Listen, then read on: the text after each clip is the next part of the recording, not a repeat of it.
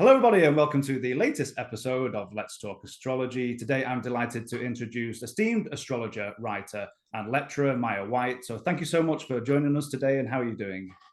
Hi, Callum. I'm great. I'm so happy to be here. Wonderful. I'm so excited for this topic. So, today we're talking about astrocartography and how astrology mapping works and changes lives. And you've put together a fantastic presentation. So, let's dive in.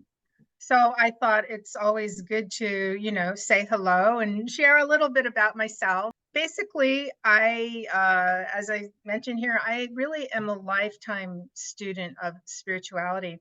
I grew up in Boulder, Colorado, and I really had, I feel, the good fortune in the 1960s when the Tibetans moved to Boulder, Colorado, and founded Naropa Institute.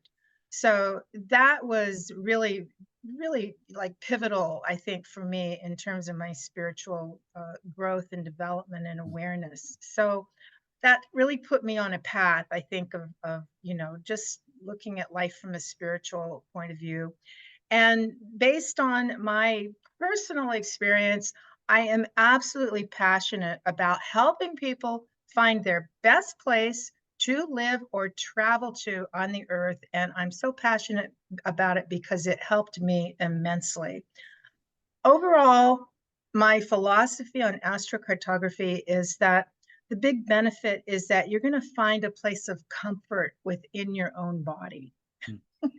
you know and that anybody can be anywhere, and the astrocartography is going to help you understand where you are and why. I had the absolute amazing good fortune to discover astrocartography in the 1970s. In 1976, I grew up in Colorado and I ended up living in Maine, and I absolutely could not understand why. And I had started to really explore astrology, and I bought one of those horoscope magazines where Jim Lewis was running that ad, says, your place can change your life. And it was all about moving. So that is really what prompted me in the 1970s to get into astrocartography, to look at it.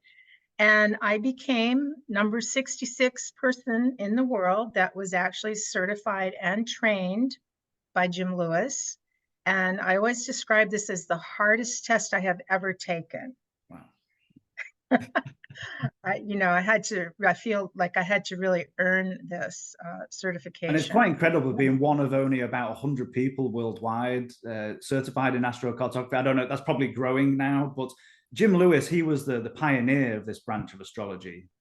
He really was. And the thing is he was just brilliant. He was an absolutely brilliant astrologer. He was a brilliant psychologist, very, very smart. And I learned a lot, and honestly continue to kind of go back and look over my notes on the certification exam. And just the questions and the whole process was really quite astute. So I'm very, very happy to have that. And then I never looked back once I really got into doing astrology full time. Maybe we'll talk a little bit more about that later. I am also a contributor to the Continuum ACG site, and this is really, it's started, it's in memory of Jim Lewis. It's the Jim Lewis Sladen Foundation. And this is a great source of information for anybody that wants to find a certified astrologer. It has a list of all the people in the world that are certified, and it's a great source of articles and information. My interest in astrocartography is really based on my own experience, and I put the map up here. I know maps kind of take some time to really look at and to process, but basically where I was born is I was born in Colorado, as I mentioned, in the Boulder, Colorado area. And on my natal chart, my birth chart, and then of course in my natal map, I have the Uranus right on the IC where I was born. So true to form, I was the black sheep of my family, and I couldn't wait to get out of there. And what speaks better to Uranus on the IC than wanting to get out and break free? Absolutely. I had to leave. I mean, I left my home a couple days after I graduated from high school. I moved up to Estes Park, up to the high mountains, and then a couple years after that, I was out. And you know, I ended up living. I have a map here. I ended up living in Maine, and I said, "This is the map of where I accidentally ended up." And this is living here is what caused me to reach out to astrocartography for understanding my life. And moving, Callum, because you're saying accidentally, because without knowing all of this beforehand, any astrocartography, you move in to your Pluto IC line. absolutely. And in fact, this was before astrocartography even came out. I moved here in 1973 and just went there, never intending to stay. It was supposed to just be a short visit. 33 years later, I was able to leave. So and it was a bit painful, honestly, to, to be away from my family. I hadn't, even though I wanted to get out of there, I didn't intended to make it like this is a for real move, right? Absolutely. you know, and I felt once I learned about it, though, once I really learned what does this mean, it gave me such understanding and it gave me peace. For example, it's the Pluto IC, and then it's Jupiter ascending line. So there was the kicker. I went there with my boyfriend, whom I left very quickly. And I met another guy, and I actually married into not a super wealthy, but a well-to-do family, a Jupiter type of family. So it's like that crossing, right? That Jupiter Pluto issue, it just kept me there. How could I take my children away from this beautiful, amazing family that I had married into? But there I was on that Pluto line. So Callum, you mentioned that you also ended up on a Pluto. I did, Maya, and your presentation gave me goosebumps as I was going through it because, again, I accidentally, obviously, I was born in England. I moved to the Midwest for a couple of years, and then I took my family to the East Coast. And it gave me goosebumps because when I looked at my map, I'm next to my Pluto IC. So I was like, wow, the coincidental nature. Now I'm raising my family here. In a way, it's been a struggle for a couple of years. Now it's turning out to be more positive. I'm raising my son here. And of course, I feel like I can't move yet until my son grows up, it goes to college and all those different matters. And I spoke to you before that actually my Jupiter midheaven line is out on the West Coast. So maybe eventually I'll move out maybe to Seattle way. But it's quite interesting, the story you were giving about the Pluto on the IC and feeling like you have to stay there and raise a family. It just gave me goosebumps because I'm like, that is exactly what I'm doing right now. And incidentally, Yeah. you've got the Jupiter on the ascendant. For me, it's the Pluto IC, but the sun on the descendant line that I'm close. So that's the kind of crossover I've got here. But yeah, it gave me goosebumps as I was looking at the map and I was like, wow, how powerful. And again, so simple, as you're saying, look at the map. For everybody watching this, look at the map, see where you are, see where you've been, and just a few simple lines of the planetary positions on the angles. It's going to give you so much information. Yeah, I like what you said too, Callum, about, look where you've been. That's really important too, And again, even one of the things that Jim Lewis taught is you need to understand the situation where you were born, even if you don't live there. Take a look at that, and then absolutely trace your life, trace your history, and see what were these planetary lessons that I was learning where I was, But yeah, that Pluto line can be A it's little compelling. intense. It's intense, yes. This map's a little more complicated, but if you really, really look at it, it is absolutely amazing because what happened again, this just all developed before astrocartography. This happened to me in the early 70s. I didn't really plan to be in the town that I was in, but I ended up in a town called Waterville, Maine, and Waterville, Maine's about the 44th parallel. And there's another aspect of locational astrology called local space. And sure enough, my local space sun line, if you follow it, it's that yellow line. It goes right through the Pluto-Jupiter crossing, which is very close to Mount Washington, actually, which is one of the highest mountains in the United States. And it goes right through Waterville, Maine, the town that I lived in. Wow, wow. And for Yeah. everybody watching who may be not familiar with local space now, are you taking from this point of your address and all the lines spark out, in a sense, from the local Yes. area? Yes. And this is from my place of birth, actually, this line. You can move the point of orientation with local space, but you know, just kind of pure form here.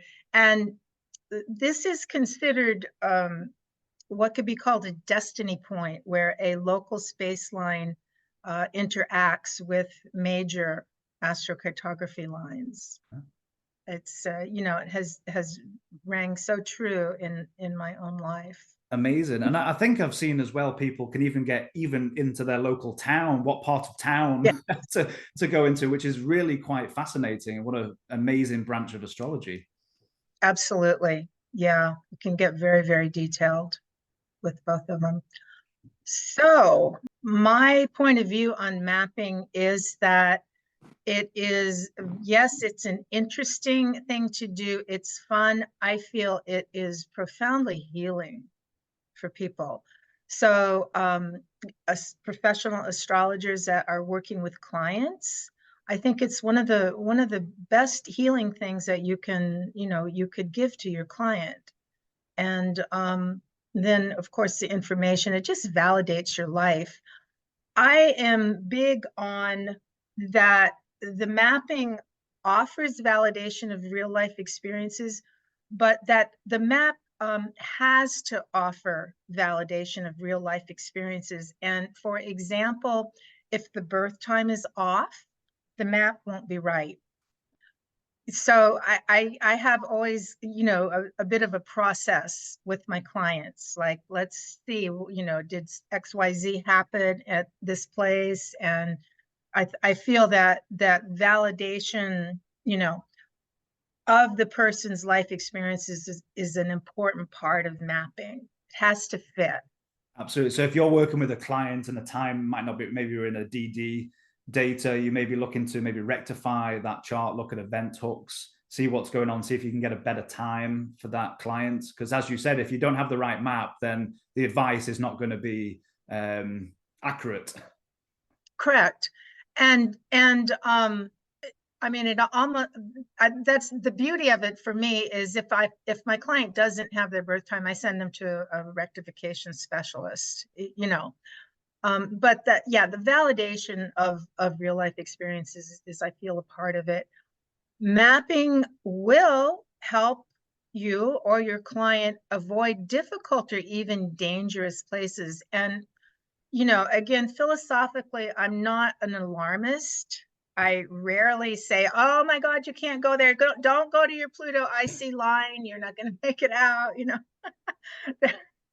they're all planetary teachers, but there certainly some people will have places that I call them kind of, just say, crash and burn zones. Let's say it's a Mars, Uranus, and Pluto combination. You know, and I would point that out to my client, and you know, we can have a discussion about that. But that does come up. It's such an important point. And I was saying before the recording, I was speaking to my brother Peter, who's out in Ho Chi Minh, he's out in Vietnam. And again, I'm not a certified astrocartographer. I was just curious to look at his map, and I was speaking to him. And a couple of years ago, he had a motorbike accident in the Philippines because he moved out from England to Asia. And it blew my mind as I was looking through your presentation. He was on that Mars-Pluto line in there through the Philippines. Now he's actually moved, now he's in Vietnam. His Mercury is on his MC, and he's now a principal at a school. So if I'd have known this a few years ago, or got certified and came to you or someone who is certified in astrocartography, I might have said to him, you know, maybe watch out for the Philippines or where you're going. And again, not to scare people about saying don't go there, but maybe be mindful or maybe cautious of maybe certain places to go to, because that just blew my mind as I was speaking to him. And yeah, absolutely great point in this presentation. Yeah, and you know, the mindfulness, correct, is that's what you need. Again, I don't appreciate being alarmist about something, but then again, you know, these things are good to know. I do feel that mapping, as I said earlier, helps you feel at home in your body. And you know, no matter where you are, so you're living the Pluto IC experience, it's okay, right? You know that there's this little edge to it, and you know how to deal with it and turn it into a successful experience. So this is what I feel it really does for everybody, and it's one of the big values. Define a path to success under any conditions. I love your part here about helping you to feel at home in your body. Now, for many people, and for those who are watching, sometimes you'll go on vacation, you'll visit a place, and as soon as you step off the plane or you go down to the beach or wherever you go, you just have this overwhelming, wonderful feeling. I know you're on vacation as well, so you're happy to be not working, but you know, certain places that you go to, like I just get this wonderful feeling when I went to either Venice Beach when it was near my Jupiter line. And I thought, oh, there's a load of these eccentric, weird characters, and I'm at home here. And it felt like home because I'm a bit strange myself. So, you know, just moving or going on vacation to a place where you feel like, oh, wow, this is amazing. Or conversely, going to a place where you go, I'm not really fond of this area, and have it all those. So I love that point about feeling at home in your body. Yeah, I think they're both, you know, they're both correct, the good and the not good. And I have experimented a lot with astrocartography, of course. You know, I've gone to these places. How does it feel? What's it like here? And I went one time to a Uranus and Neptune crossing, Ooh, just to, you know, it's like, what's this going to feel like? that's And really interesting. Uranus and was, Neptune. Callum, I can still remember that feeling in my body. Wow. I can't say it was a good feeling. It was, but it was remote.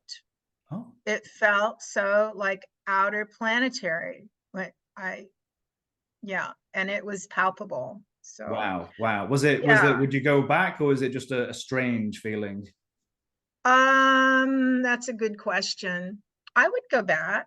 It was a beautiful place. It was in the high mountains, Oh, you know, in Colorado. wonderful.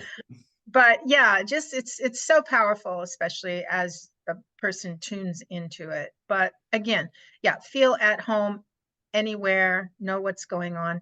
And then this is actually last but not least, know whether to go or stay. And I think this is really important because people sometimes think that, well, I'm just not trying hard enough. I need to try harder. I need to do better. You know, I can't, you know, I should I move or should I stay? Hmm. And the map will tell you that. Some people beat themselves up because they want to move. They think they're not doing a good job, whereas in fact, it's not a good place. Get out of there. And it gives it gives a person permission, let's say, or validation of their feelings. Wonderful, wonderful. Would you say that's probably more difficult for those who maybe have stayed in their natal location and maybe feel stuck there, as opposed to people who maybe already moved and wondering if they should leave to somewhere else? So is it almost difficult if someone has always stayed in their natal location and feel like they want to get out, but maybe they don't have that experience of traveling or being in a different country? Well, I think it equally applies to both people, but that's a really good point, that if somebody doesn't have the experience of already having made a move and they feel they want to stay, or they feel they want to move, but that, yeah, they don't know how to do that, or how to make that happen. And that's another thing in terms of working with people. I feel that as an astrologer, you have to be really sensitive to, what's the reality of a move. You can't just tell a person like, okay, yeah, pack it up, and well, sometimes you can, but generally you have to be sensitive to the personal needs of your client. What's it really like to move? Do they have friends, family? Do they have a support system? Absolutely. And you might have cultural differences. I mean, okay, you might have a wonderful Jupiter line somewhere, but is that in a country that may be either dangerous, or you're not familiar with the language, all those factors? I mean, is it in the middle of the ocean and you can't get there anyway? And those kind of factors as well. Exactly. Yeah. So there's so many things, to be thinking about with this. So I put this up to say this is often what the client is expecting. Will my life be perfect after I move? Is this move going to fix everything for me? And in terms of working with astrocartography and working with people, I think that what you really want to help a person do is formulate a recipe for success. So going back to this idea, can a person really live there? Does the culture work? Does it work for their family relationships? And help the client in that way. Absolutely. Maybe help them in development, whether they're looking for career success or moving because of relationships, all those kind of factors, and how that might help. Exactly. Yeah. It's, I think, just more complex than a simple, pack it up and move. I think And it then, brings up another important point in terms of, will my life be perfect? Now, your natal chart is still your natal chart. It doesn't matter where you go. You can move those angles, you can move the houses. But if you have that Moon Saturn opposition or Moon Neptune opposition, that's not going to change. Okay, you can maybe, in terms of accidental dignity, move it into a cadent position and make it, if it was, say, an angular and it's more potent. But your natal star chart is still the natal chart. So do people sometimes maybe have too higher expectations, where they think their life, as you're saying, they think it's going to be perfect and everything's going to change? What's your experience with that? that's a good question also, Callum. I think most people, honestly, most of the clients that I talk to are pretty realistic. I they're mature. Not everyone, but I think people are generally, my clients are pretty good about that. But that kind of is where the premise of astrocartography meets reality. And really, is a person expecting everything to magically be better? And the real, where the rubber meets the road, is that moving to an astrocartography angular line will apply an outside influence of that planetary line to the natal experience. So wherever you go, yes, you take yourself with you. And I just wanted to mention that a positive relocation. So when an astrologer is really working with a client, this is what you're looking for. You want to enhance and fulfill the promise of the natal complex. And there's so many details, of course, that come into play. Like, as you mentioned, a moon opposing Saturn, that the person will have that. And something that, again, Jim Lewis mentioned in the training was, it's what it comes down to with the client, and let's say a successful relocation, or even understanding where you are, is like the spiritual potentiality. And this translates to how willing is this client to, like, do the work, Absolutely. Yeah. do the inner work. So That's if a that really good client, point. It sounds like you're working with clients, that sense of empowering them to make those decisions and to develop on their own, and just maybe there being a guide, not being the guru on the hill and saying do this or do that. It's letting them be empowered by the information that you're giving them. absolutely. I love the way you said that. Yeah, because this is really where it again comes together.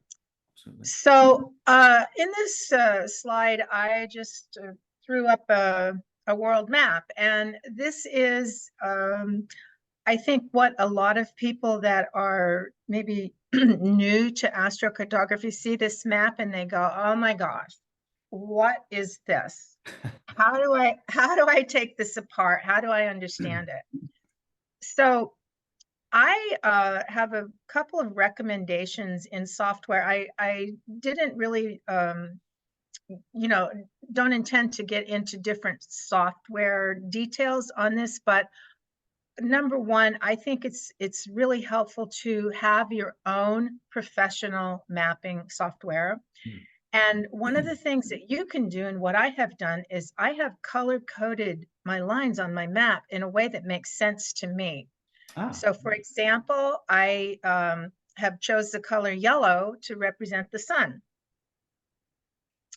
I chose the color red to represent Mars.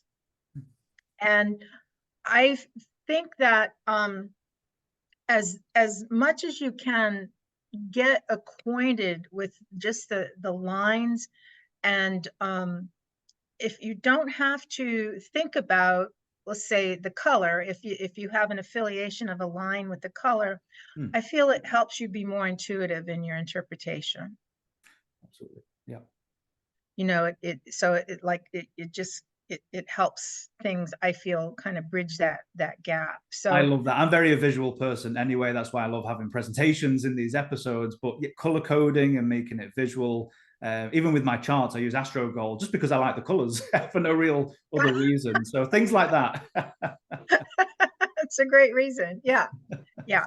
And I think it's very, very helpful to customize your maps as you get into them. But again, this is kind of, I call it the spaghetti map. The person sees this and they're like, what am I going to do with this? So what you do is, what you can do is, you know, break it down, and we're doing that. I'll show that a little bit later.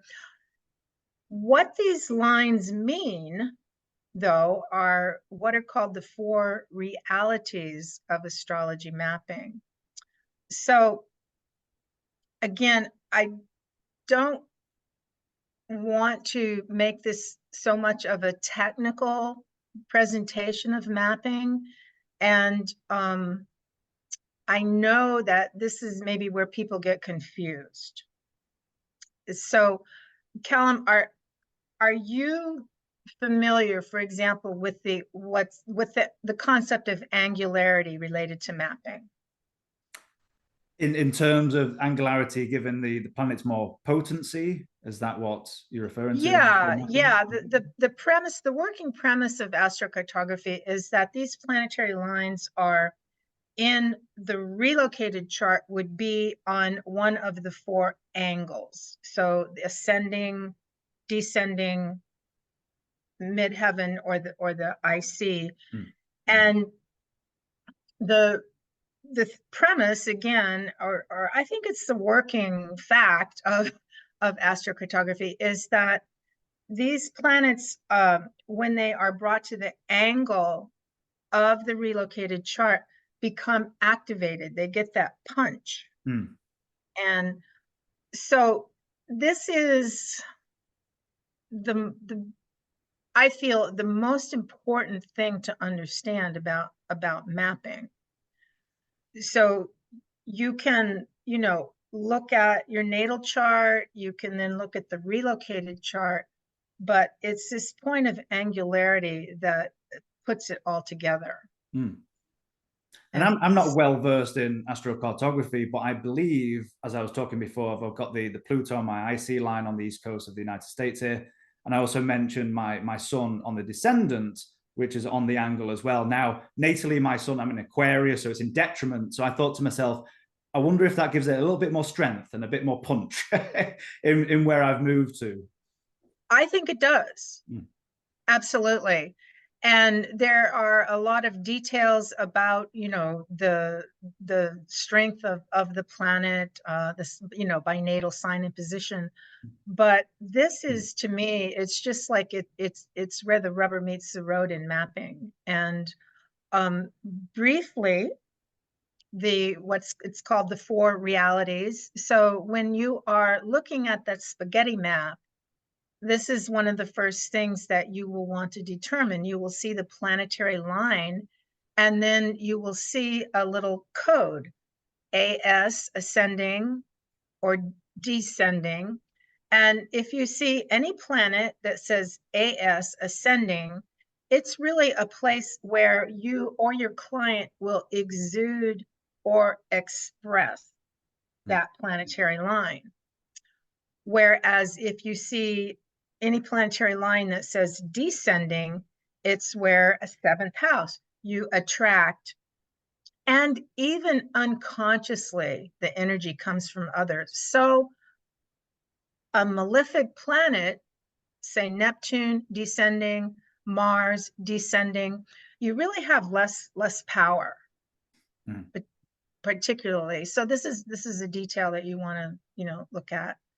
And then, of course, the planetary lines will express the midheaven, the median Celli. That's going to be where yourself or your client will express social foundation, public presence, how you are known. So your Jupiter midheaven line, Callum, on the West Coast it's good.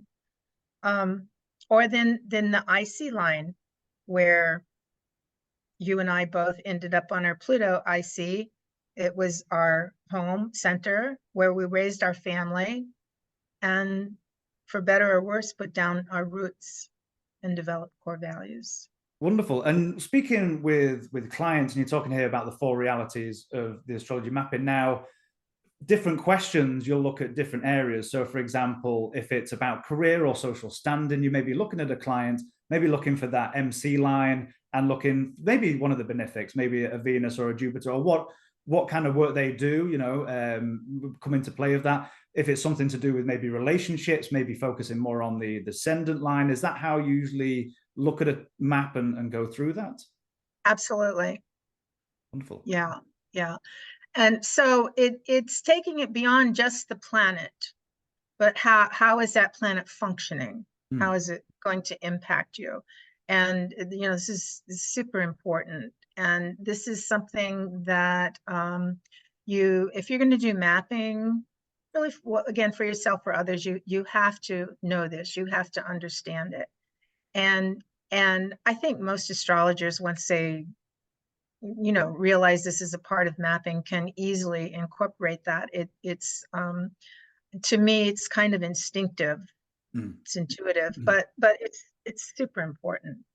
Absolutely. And it is a foundation of mapping.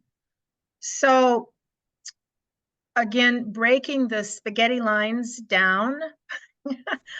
If you look at a map and you see a straight up and down line, you can know it will be either an MC or IC reality. It'll be one of the four realities. I feel, again, if you know this, it gives you less information that you have to process and think about, and just allow that to, kind of filter into you intuitively. When you see a curved line, it's going to be ascending or descending. The curved lines are curved because they're reflecting the rotation of the Earth as the planet's moving. Wonderful. So when anyone who's maybe new to this, they look at the map, they're looking at the straight lines as MCIC. If we're starting to get a little bit curvy, we're doing ascendant, descendant. Exactly. And again, just kind of visually as a cue to help people know. So I like to also, in terms of let's keep it simple process, I like to remove the lines and just take a look at where's the sun line? How is the sun impacting the planet when I was born, or when my client was born, when this person was born? And to me, this gives you like a basic kinesthetic starting point with the map. It's like where was the sun on the earth? The sun IC line is going to visually show where it was midnight on the globe. On the opposite side of the globe, the sun MC line is going to show where it was high noon when that person was born. And I love, again, just the graphics and keeping it simple and bring it back down to the basics. Yeah. I think that's really helpful. It helps to break down the whole spaghetti syndrome of mapping, and then systematically adding the lines. When I'm teaching people, I like to do this. I like to break it down. So here is actually a different person, a different client, but you can see that there's the sun midheaven line on the far left of the screen. And then it's showing the sun descending. It's showing the sun setting across the globe down to the sun IC where it was midnight when this person was born.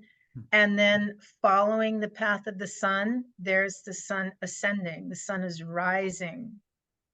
And this is such a great visual as well. Just looking at that sun line without the rest of the spaghetti going on. It's simplified. You can follow it and you can see the different times. Right. So now here's the more of the back to the spaghetti, but breaking it down.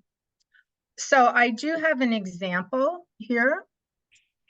This person's chart. I try to be really, really confidential with clients. But this is a predominantly 8th house person, and showing here her sun descending line and the relocated chart. I don't know if the image from the Zoom picture is in this screen or not. But I can see it. Yeah, it looks fine on here. Yeah. You can see. Okay, great. Yeah. So here's what it looks like with the lines. Here's her relocated chart. This is for Lima, Peru. And there's her Venus descending. There's that sun descending line. And such a powerful Venus anyway in this chart. So that's a nice line, it looks like. Yeah. Yeah, it's great. She was born in California, but her ancestry is Peruvian. Oh, wow. Also, yeah. So that's really what the mapping profile looks like there with the sun descending. And here in this relocation, you're talking about angularity again. Now, natally, there was a lot of 8th house stuff going on there, and now you're switching, you're moving over.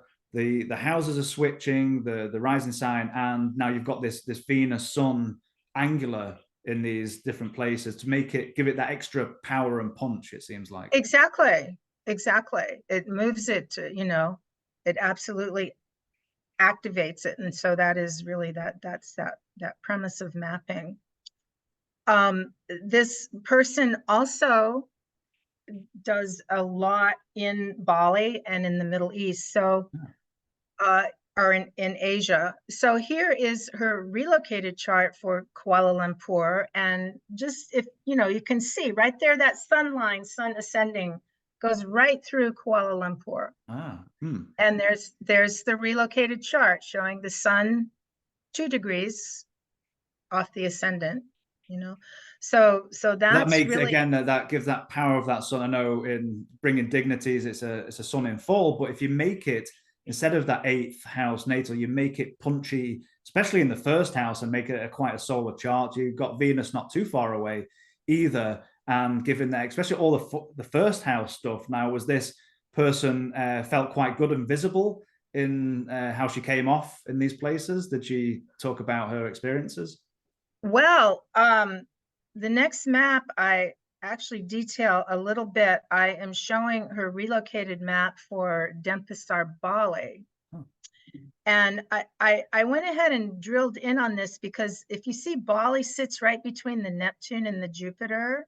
Hmm. And then if you look at the relocated chart, see how the ascendant, see how Neptune's just before the ascendant, Jupiter's just after it. Yep. So she has gone to Bali every year for the last 25 years of her life.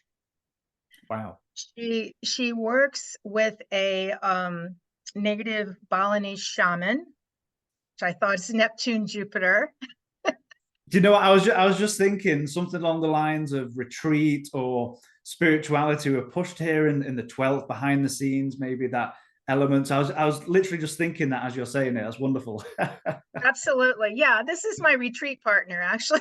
Is that right? Oh, amazing, Yeah, amazing. yeah. And yeah, but even before I met her, yeah, she went and she just was so drawn. It's very interesting. She doesn't care to live there. She doesn't want to move to Bali, Huh. but she's gone year after year after year, and indeed, yeah, worked very extensively with a native medicine man, shaman, Wonderful. who, Is this a yeah, feeling for the native that again pushed in that 12th were kind of maybe a sense of rejuvenating or from the busy daily life or the work that she might does a place to retreat and maybe to recharge, maybe not as you said to live there, but to at least feel spiritually fulfilled again or fill up that cup in a sense. absolutely. And it's quite interesting, even the way she feels about working with the shaman that she works with. She's like very very honored and honoring Hmm. to work with him. Um, Wonderful, wonderful. so yeah, I just knowing how dear this location is to her, and then when you see this right on her chart, and even putting the sun right into the 12th house, the I love North that. And the Node. Neptune and the Jupiter, incredible. Yeah, yeah, it's a great example. And this person now, another close up, lives in Costa Rica, just outside of San Jose. And again, I just wanted to do a real tight close up here just to show the precision Mm. of Just mapping, right to right? it. And the real life experience. She happily moved to her Venus descending line. I met this person actually when she came to me for a reading, and she was wanting to move to Australia Hmm. from the United States. She'd been trying to, for 8 years, get even a visa in Australia, and she just couldn't get it. It would not happen. And Australia is like Saturn and Pluto for her. It's, you know, Oh wow! So it was kind of like either delays or a no go anyway. yeah, So and that's exactly what was happening, was delays, no go. And I just, basically told her to like give it up. yeah, yeah. Because even if she did end up, the delays were over and ended up getting there, she might not have enjoyed it or what was in her mind anyway. So that's a really good. Such a powerful technique, and I think branch of astrology, and particularly in this day and age where a lot of us move to different countries. I know my generation, a lot of us move.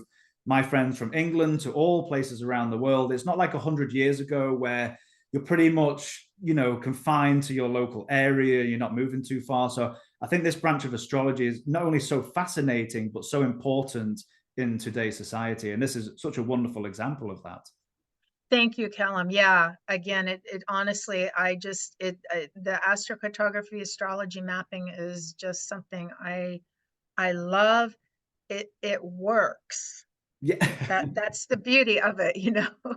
If you have a good time of birth, it works, and you don't have to over analyze it. You have to break down the chart. You have to know the core basics. You have to understand the four realities. You have to be willing to do a close up and dig into it and not be overwhelmed. But there's just a wealth of information. And I love here how you zoned in and how close those lines are. When I talked about my brother in Vietnam, the Mercury midheaven line, where he's now principal of the school, literally on that Mercury line. And gave me goosebumps. I was like, wow, how powerful is this branch of astrology? So amazing. I need to dive even further into it. Yeah, it's kinesthetic. And I will say here that these lines do have an orb of influence. That's a great point. So in terms of these lines, you're talking about orb now. Are you talking hundreds of miles either side or tens of miles? Like, how does that factor in? Hundreds of miles on either side. So generally, people vary a little bit, but you can easily say 150 to 200 miles on either side of the line. You are still within the orb of influence.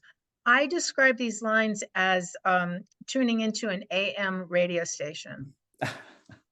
Right. So you can drive cross country kind of, almost all day and be tuned into that station. This presentation does not really get into the details of what are called the latitude or Paran lines. They have a smaller orb of influence, and I describe adding the Parans as you're tuning into the FM radio station. Oh, wow. Okay, so you dive in even deeper. You go refine it with.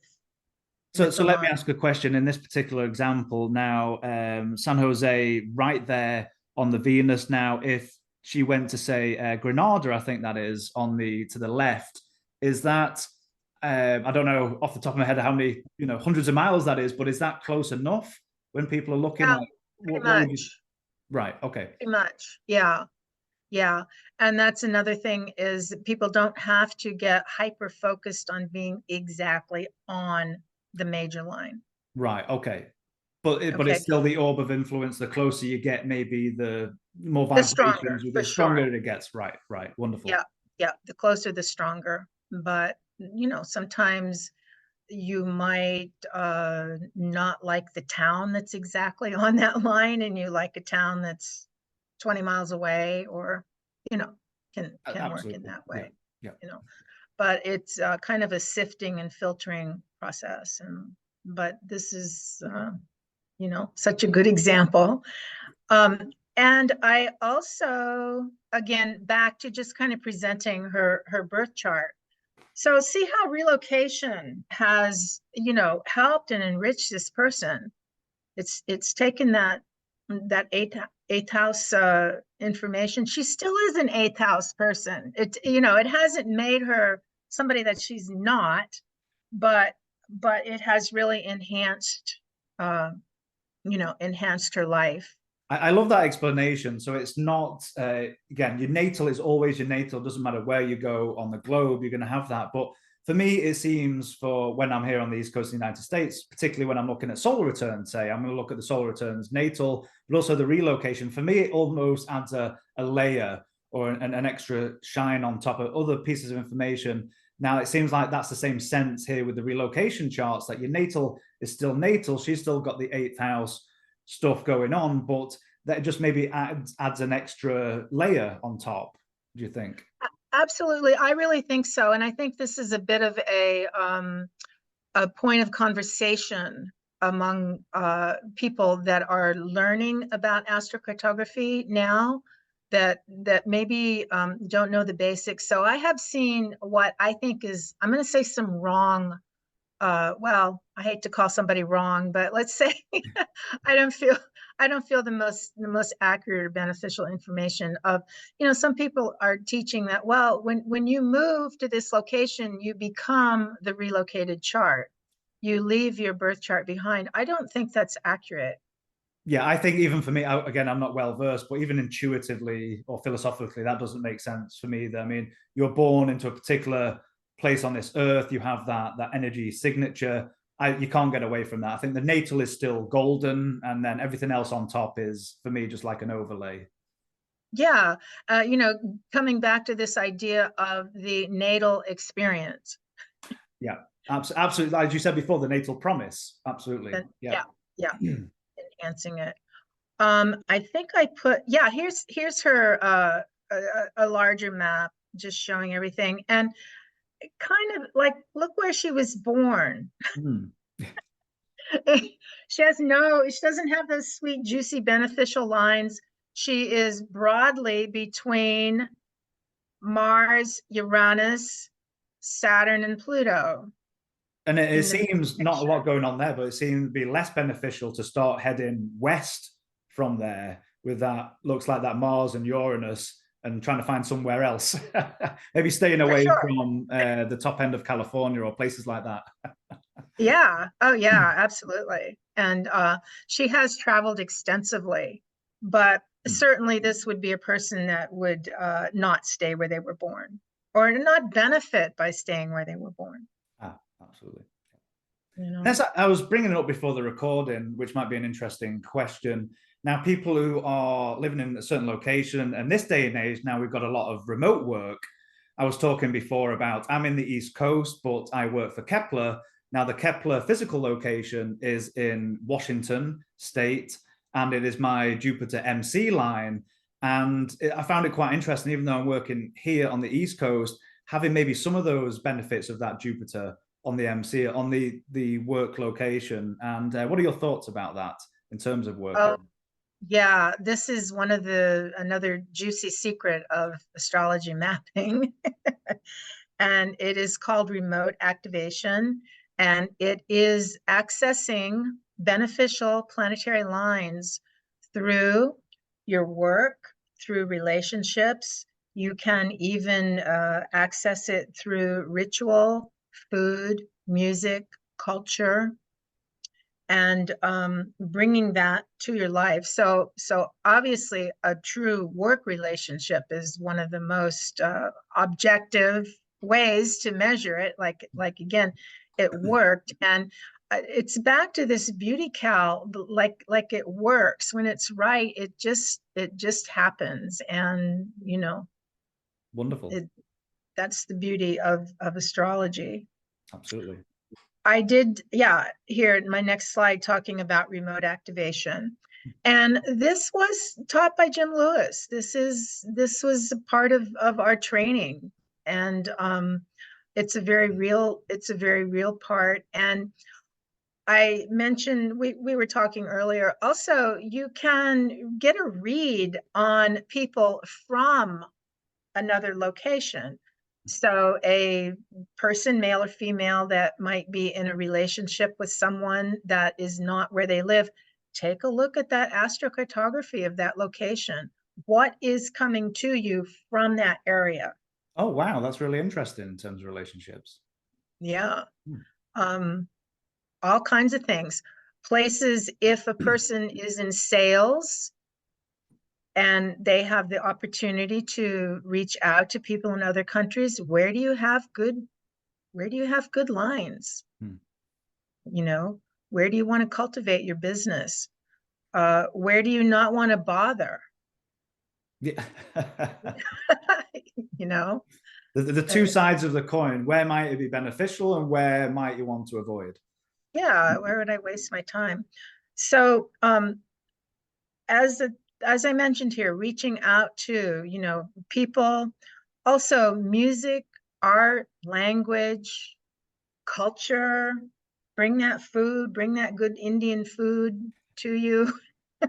you know you have great lines in India. Business branding, using imagery for your business from a beneficial astrocartography location will bring that energy into your business. Hmm. Spiritual practices, traditions, and then even healing modalities. So an example I feel that's relevant of a healing modality is, let's say a person has amazing lines in the Amazon jungle. Hmm.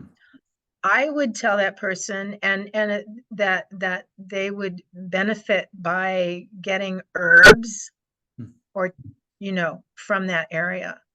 Oh, wow. Wow. That's fair. It seems like it's limitless to all these different topics you've got here and where you can go, wow, there's such a wide field of topics and places to look for in all these different topics. Incredible. Yeah.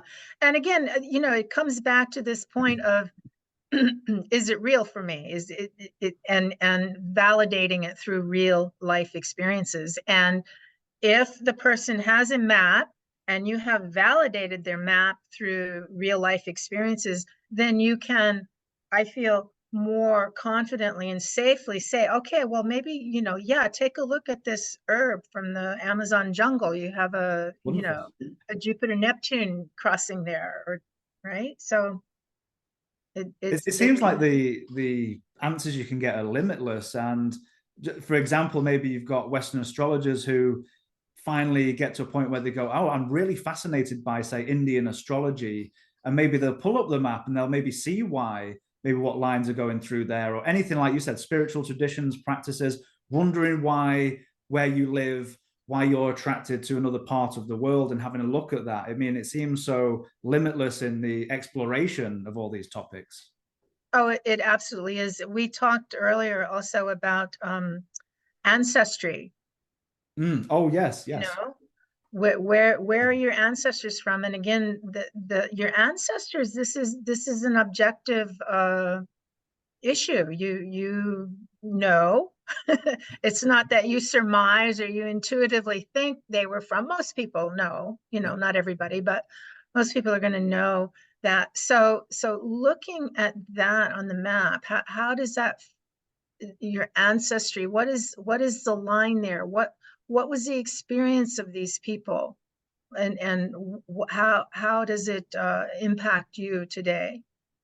That's such a fascinating point. I'm just thinking in my mind, just off the top of my head, thinking about maybe the Irish migration after the potato famine. I wonder the people who have, lineage in the United States, maybe look at places like Ireland, and maybe there's like a Neptune Mars going over there, or all these different, like, again, it just seems limitless to explore. And I love that ancestral part of looking where, as you said, it's not subjective, it's objective. You can go and look exactly what's there, and maybe how that plays out for the native's life. Incredible. Well, absolutely. And then if you get into, maybe take it to a level of, let's say, ancestral healing, or, cellular healing, like what's the thread there? What do I really want to address? Wonderful, wonderful. Super helpful. Yeah. Let's see here. Oh, the secret sauce. Here we go. I got to it.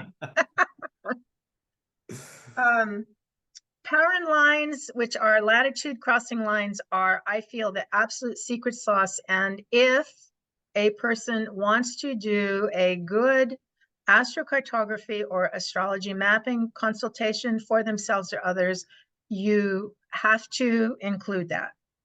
As I mentioned earlier, it's like fine tuning the radio station. You're getting into more, uh, a tightening up on a location. Hmm.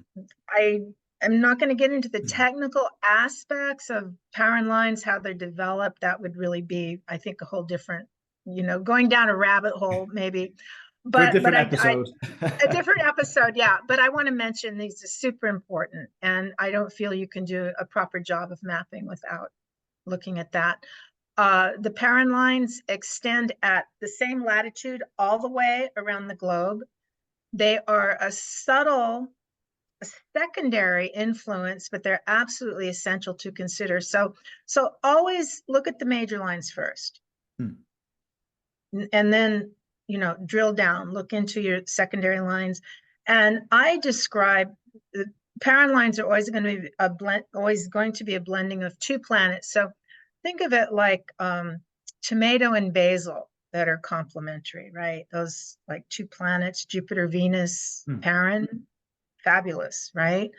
But then also pay attention to if it's a difficult combination. Could be Moon, Saturn, Uranus, and Mars. You know, so this is just another layer of mapping. And then of course there are other lines. I showed you the local space line earlier, and you can also look at midpoints and even aspect lines that add to true mapping. Layers of information, and as you're delving in, wonderful. Yeah. And then this is one of my pet platforms. Let the map speak. Just don't try to outthink the map. And people do that, Callum. They try to, I guess, like as an astrologer, like sometimes I try to outsmart my transits and it never works. Can't escape. You know, I thought because I was an astrologer, I could outsmart when Pluto was transiting my sun, and it didn't work. Oh wow, wow, yeah, yeah. I think if Yeah, anything, at least it's a forewarning or a flashlight in the dark, so at least you can see something's coming. But as you said, you can't do much. yeah. Um, and then just in terms of serious mapping, working for a client, you can also look at cyclocartography. You can view transits and progressions along the map. Mhm. You want to take a look at the relocated chart, and you can even on mapping get into asteroids, trans-Neptunians, outer planets. It's endless. Wonderful, wonderful. But I your like to keep it. recommendation would be, as you're starting to get the bare basics, make sure you're getting the fundamental structure right before you start adding maybe the asteroids and trans-Neptunians, all those kind of things. Absolutely, Yeah, absolutely. Keep it simple, yeah, but there's so much to be offered. wonderful. This is one of the things that's going on with Kepler right now. The Facebook March book club is looking at a book titled The Psychology of Astrocartography by Jim Lewis and Kenneth Irving. And Kenneth actually is going to be doing one of the wrap-up calls for this class, Oh for this wow, project for March. Yeah, yeah. wonderful, So I think wonderful. that's something really to look forward to. And for This, everybody watching, I'll leave a link in the description and comment box if you want to join the book club as well. I know it's growing very fast, and we have wonderful, books coming up, interviews. I think with yourself and many other authors as well, I believe. yeah, it's been valuable, and I just want to say that I have reread this book. Of course, it was one of the first books I ever read, you know, about astrocartography. But in taking a new look at it and rereading it, I feel that the first 2 hours of reading this book made me a better astrologer. Wonderful, wonderful. Yeah. I am also had another great good fortune to be welcomed into Hay House, and I published a project called the Easy Astrology Oracle Cards. And anybody that knows me really, really will know that I like to drill down to the most simple, basic, easy way. Callum and I were talking previously, about that. It's the best, really, I think, if you can just keep things simple. And my Oracle cards are a project that teaches people how to quickly and easily learn astrology using the pictures, the images with keywords. This project is currently out of print. I'm going to have it available online soon.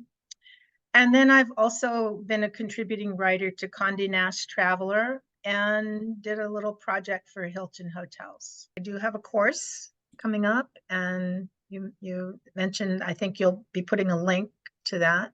Oh, And absolutely. Again, this is so fascinating. I'm sure you're going to have many signups for this class. And for everybody watching, if you fancy signing up, begins April 27th. Now, there are live classes, but if you can't make the live times, all of the classes at Kepler are recorded, so you can access the recordings. And I'll leave a link to the description and the sign up below in the description box and comment box if you'd like to sign up for Maya's wonderful class.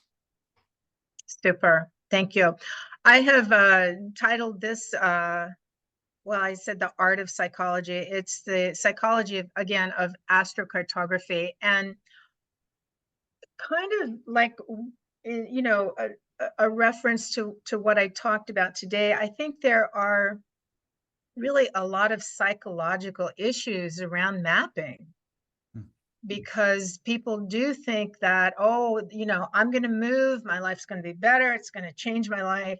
And just taking a deep dive into how does the human psyche, work in relationship to mapping? I So, love so this concept, and as you said, it's not just events that might happen in a location, but when you step off the plane or you move inside, what, how do you feel? How does that make you, your whole soul and your body and your core? How is that area making you feel? Are you feeling anxious? Do you feel scared, or do you feel wonderful? And this is a great. I know that sounds quite extreme polarism in terms of you're going to have many emotions, over time, I believe. But in general, how does a place make you feel? yeah, yeah. So, this is what the course is. There's more details, of course, in the actual course description, but uh, helping clients to, or helping astrologers help their clients really in a healthy way. And I'm really delighted to be teaching this course. It is, I'll just mention, it is an intermediate level course. The people will have taken the level 1, the introductory course. Okay. But if they have not taken the course and they feel that they have the basics of astrocartography down, there is a process for requesting admission to this level. Wonderful. So just keeping in mind for everyone watching, it is intermediate. So if you've got a good grasp, maybe, see if you can go in, or maybe take the earlier one. Wonderful. Yeah. So Callum, thank you. Maya, again, such a pleasure and such a fantastic presentation. Thank you so much for sharing your insights and your wisdom on this topic. And again, I think this is such an important branch of astrology, and will only grow in popularity in our modern times, where either we're working remotely or we're traveling overseas, and we're living in a time where people are moving all over the place. So I think it's such a brilliant and important branch of astrology. So thank you so much for this great episode. Absolutely. It's a pleasure.